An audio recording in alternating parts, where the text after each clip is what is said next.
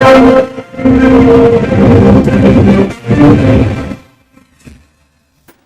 and welcome to the news on NTA International. I'm Comfort Amadu. First, the headlines.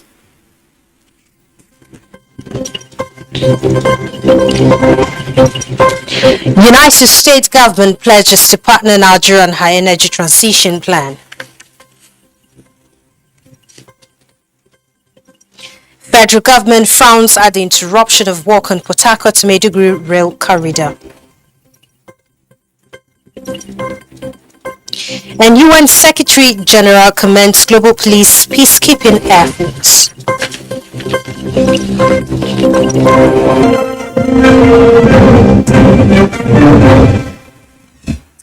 United States government has pledged to partner Nigeria on high energy transition plan, with the World Bank and international institutions also making similar pledge.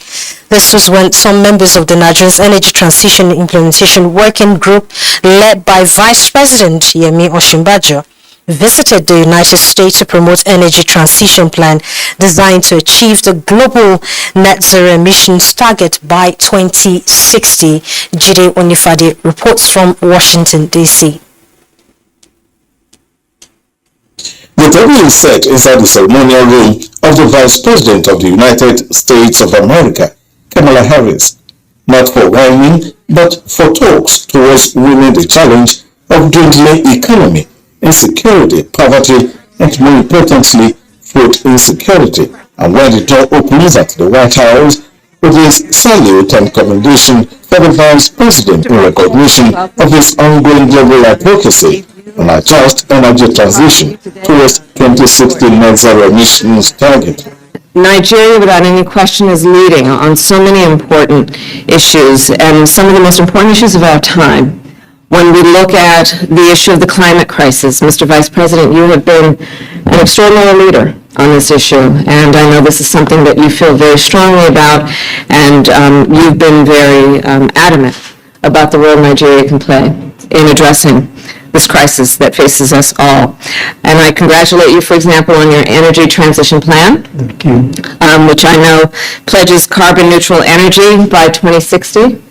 Ambitious goals, but important goals. And under your leadership, I have no question that they will be achieved. Issues on the table also include what the American Vice President tagged as urgent issues that affect the continent of Africa and the world.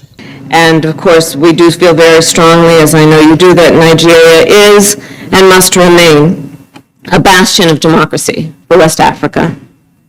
More broadly, Africa's leadership is key to confronting all of the global challenges we face.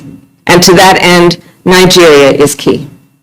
As we see energy, especially the climate crisis, as two existential issues. One, of course, the crisis. The second is the energy poverty and the energy crisis for us in our part of the world. So while we look forward to the 2060 carbon neutrality goal, we're also hoping that within that period, even within a shorter period, we're actually looking at 2030, we'll deal with issues of energy poverty. And so we're anxious to get all the support we can. And you will find out that possibly the whole continent, Nigeria is the first country to say that this is how we intend to achieve this net zero emissions target. The world population is increasing, and so are challenges confronting nations across the world. And this is to say there is still more work to be done. In Washington, D.C., USA, Jide Onifade, NTA News. British Foreign Secretary Liz Truss is likely to replace Boris Johnson as the new Prime Minister, and Russia's gas pipeline to Germany may likely to close indefinitely. Let's join Adebola Brooks on Sunday for more on this. Voting in the British Conservative leadership contest, which was wrapped up Friday, and a recent opinion research survey shows that British Foreign Secretary Liz Truss is more likely to replace Boris Johnson as new Prime Minister compared to Rishi Sunak. Some political analysts forecast that whoever will emerge as the new Prime Minister, the road ahead will be one uphill as they will face the myriad of hardship left by their predecessor, Boris Johnson, from energy crisis, financial dilemma to diplomatic deadlocks. The Tory leadership race was triggered after Boris Johnson was forced to resign by an avalanche of resignations of cabinet ministers and other junior government officials in protest of his scandal-hit leadership.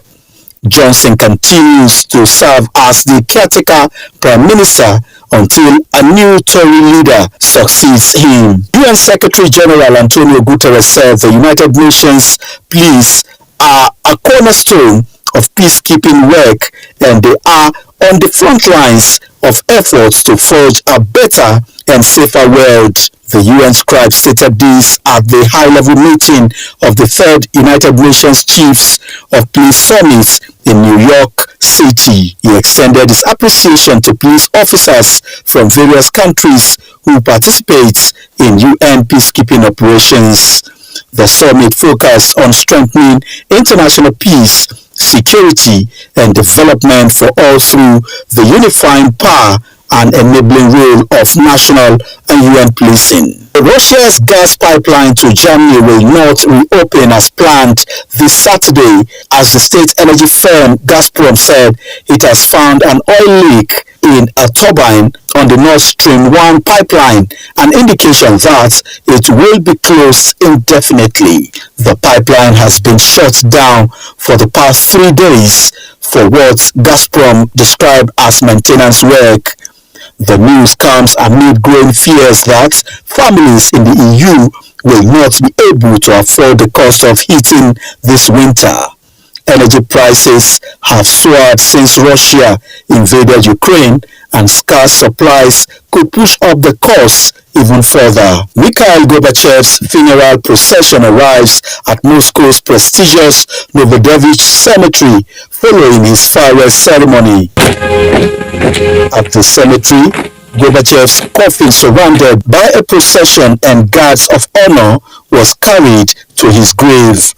Muscovites had lined up near the Kremlin to pay their last respects to the former Soviet leader, who was widely admired in the West for his reforms and who lived long enough to see Russia's leadership roll back much of that change. Gorbachev died on 30th August at the age of 91 following a long and serious health challenge. He was buried without state honors in the absence of President Vladimir Putin, who had earlier paid his tribute by laying flowers next to late Gorbachev's open coffin.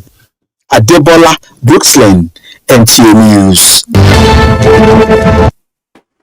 Construction work for the Port Harcourt to Maiduguri Railway Rehabilitation Project has been interrupted due to insecurity along the Port Harcourt to Aba section. Minister of Transportation Mazajaji Sambo made this known while inspecting the level of work done. Oyinaya Kalu Oka reports. Construction work for the 2,441.1 kilometer Port Harcourt to Maiduguri rail line kicked off in 2021. It is a single-track project expected to be completed in 36 months. But with attacks on the foreign and local rail workers, the progress of work has been interrupted at the Port Harcourt to Aba section, despite the presence of security agents at the site. Even though arrests have been made, it is a setback for the federal government rail modernization program, says the Minister of Transportation, Mazajaji Sambo. This is something we should condemn. Government is making every effort to bring development and ease the lives of the citizens. And yet some of us are only interested in following this model and also threatening the lives of people who are bringing such. Work is ongoing at the Enugu section of the project, with impressive progress made in site clearing and steel reinforcement. We are presently concentrating between Port Harcourt and Enugu, and we are reclaiming the sleepers, the old sleepers and the rail, We are building drainages and culverts. We have done a lot of drainages if you look at the station. The minister made clarification on reports making the rounds of diverting funds made for the project to Kano-Kaduna rail line. The financing for this project has not even been concluded. So whatever we are seeing going on is the one from the contribution by Nigeria, 15%. So why are you diverting the money to? The Port Harcourt to Maiduguri railway line, when completed, will facilitate trade between the northern and southern parts of the country. Oyinaya Kaluoka, NTA News. Nigerian Army has re-emphasized on discipline, professionalism and moral training among military institutions as core values, which will continue to serve a strong platform for the institution. The Chief of Army Staff, Lieutenant General Farouk Yahaya, said this at the graduation of Nigerian Military School in Zaria. Tina Toro reports.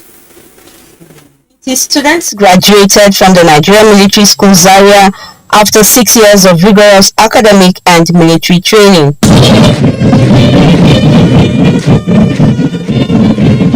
Graduating students showcased their skills. The Chief of Army Staff, Lieutenant General Farouk Yahaya, assured of commitment towards ensuring the Nigerian Army discharge its constitutional responsibility by subjecting themselves to civil authority. It has always been my priority to continue providing the requisite facilities to enhance training in all Nigerian Army training schools, including, of course, the Nigerian Military School. There is no doubt that with today's passing out ceremony, the graduates will add to the much needed manpower of Nigerian Army at a time the nation is faced with complex security challenges and more boots are required on the ground. While in Zaria, the Chief of Army Staff inaugurated some projects. In Zaria, Tina Turu, NTA News.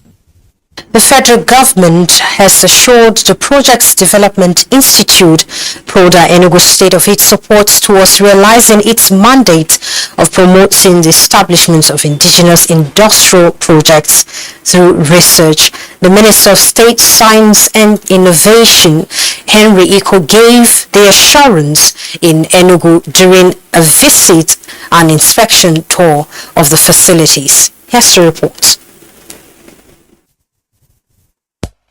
The Project Development Institute, PRODA, situated in Enugu, is saddled with the mandate of carrying out research in industrial materials and processes to pilot plant stages, which include engineering, design, development, fabrication, among others. The Minister of State for Science, Technology and Innovation, Enrico, assured that the Ministry and PRODA will synergize and partner private sectors to ensure that research are commercialized in order to create employment for the teeming youths.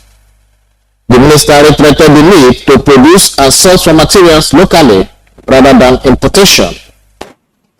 If we can research, we need to PRODA. We need to also take people, private sector, every economy, everywhere in the world.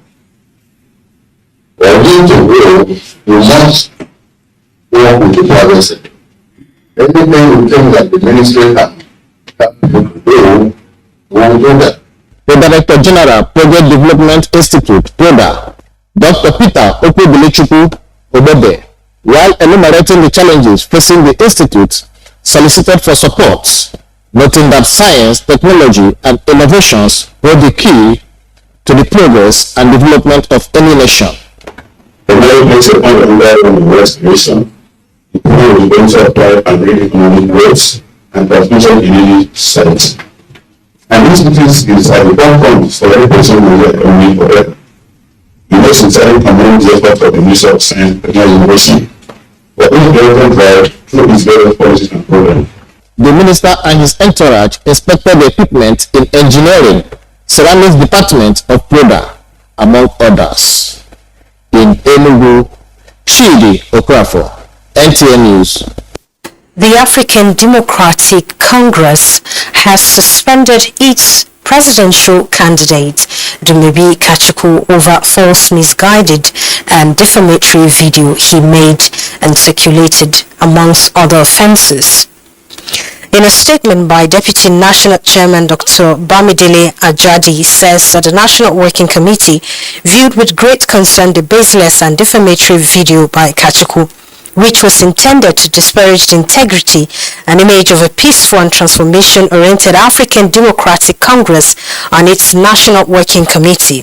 The Deputy National Chairman pointed out that Kachukwu's speech and the video contravened the principles and values upon which ADC is founded and specific provision of Article 16 of the ADC Constitution.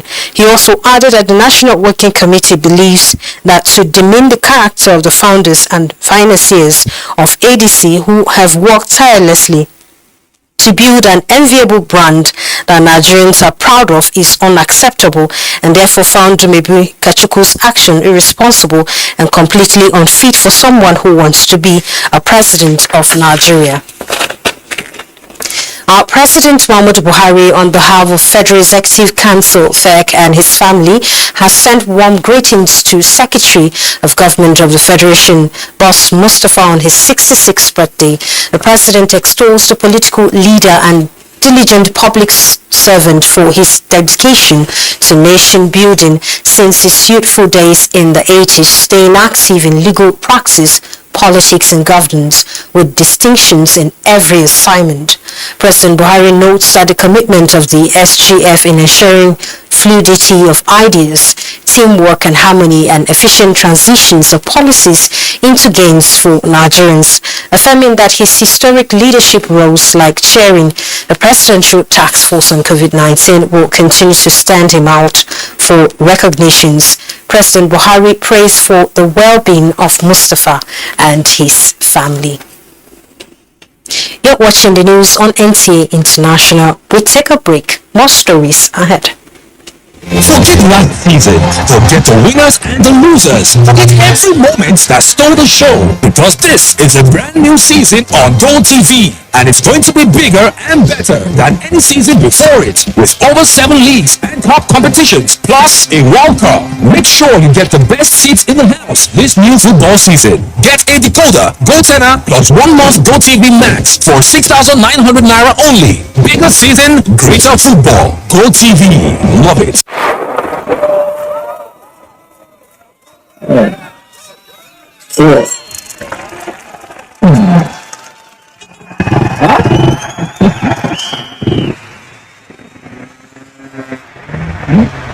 Latest entrant, latest technology. Welcome to Intel 4G LTE Advanced and experience super fast internet access today. Visit intel.com.ng or any of our stores in Lagos, Abuja, and Port Harcourt to get started. Intel.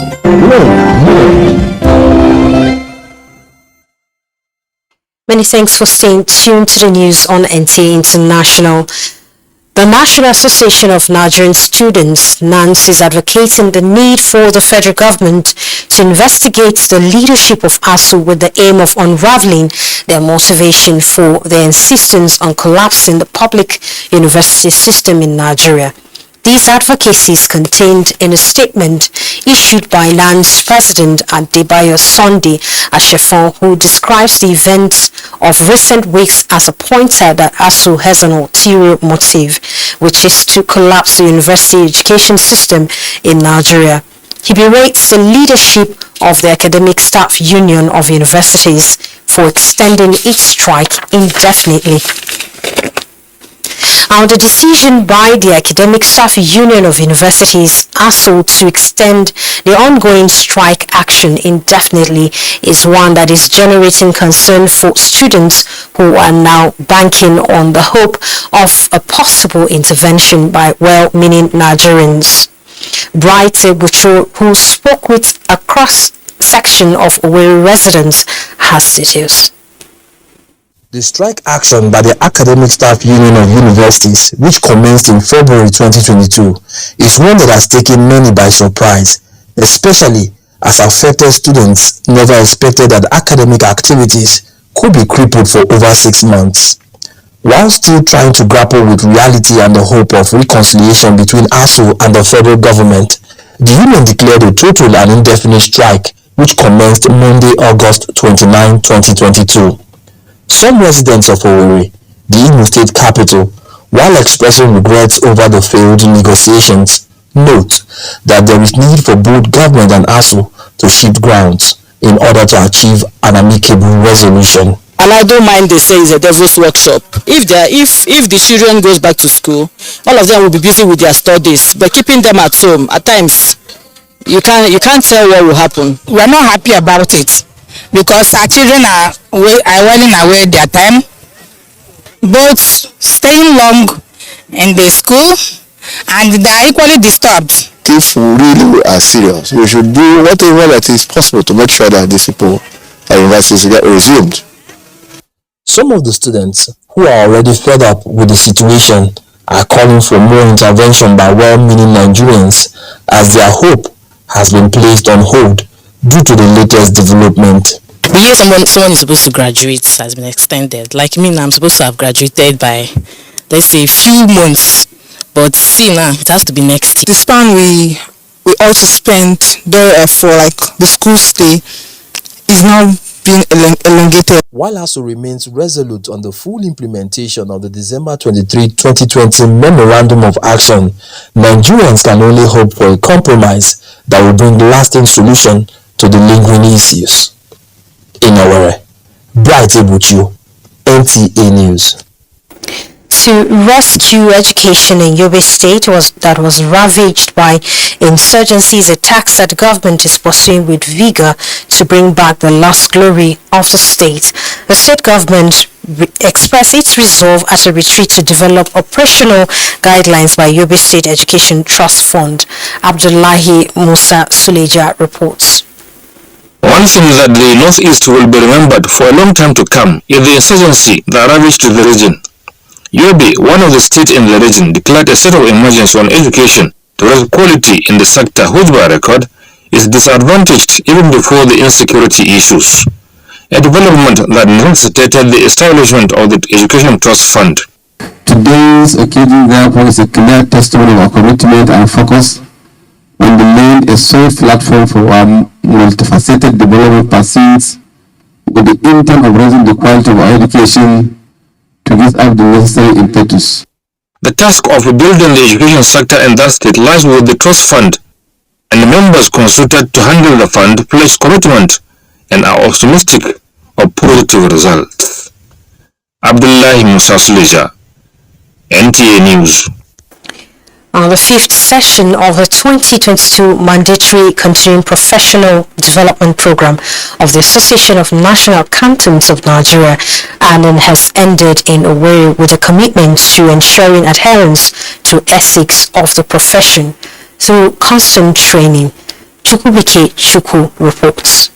The Association of National Accountants of Nigeria, like other professional bodies, is saddled with the responsibility of training, regulating and ensuring that their members keep to the tenets of their profession as embedded in the laws establishing them. In order to ensure that both old and newly inducted members are abreast with the dynamics of accounting, the body introduced mandatory continuing professional development program, among other policies aimed at enhancing their performance. When there are new developments in the profession, we bring it to our members and we also monitor what they are doing so that we remain relevant. Imo State Governor, represented by his deputy, Professor Placid Njoko, applauds ANAN for the standard it has set in the practice of accounting in the country and appeal to the body to continue in its effort of fishing out bad eggs among them. It is my hope that this sixth session of 2022 Mandatory Continuing Professional Development Program will incorporate in your members and will be members the spirit of true professionalism, work ethics and value, power, and above all, the attitude of patriotism. Some participants at the event bear their minds. What I don't even know, Alan have been able to teach me a lot of things. I'm impacted with knowledge. They are wonderful. The fifth section of the 2022 Mandatory Continuing Professional Development Program of ANAN also featured induction of new members. That I shall not use the professional designation. In Owerri, Chukwubike Chukwu, NTA News. A delegation of the federal government was in Kano State to commiserate with the government and people of the state over the twin tragedies of building collapse at the popular Beirut market and flood at Quarry Textile Market in the metropolis. Mohammed Ali reports that the Minister of State for Works and Housing, Umar Ibrahim El Yaqub, led the delegation. This used to be a three-story building, now reduced to debris. 2 lives were lost to the tragedy and few other victims suffered injuries. The federal government delegation, led by the Minister of State for Works and Housing, Umar Ibrahim El Yaqub, is in Kano to have first-hand information about the incident, where he extends President Muhammadu Buhari's heartfelt condolence to the victims of the incident. I bring the greetings and the sympathies of Mr. President to the people of this market and this state, and also assure them that Mr. President feels their pain, and he prays that may God Almighty Allah repose the soul of those that we lost, and wish those that were injured a quick recovery. And we also pray that may the resources that have been lost in this be replenished by God Almighty. And of course, government will do anything in order to support and ease their sufferings. I am highly delighted that Mr. President has recognized the market union in this tragedy. It is an honor for us, and we really appreciate his effort. The minister also visited Kintinkwari Market, where he commiserated with traders and assured federal government support. I'm glad the Kano State government had risen to the occasion, and you can see the agencies of government here working to demolish these illegal structures.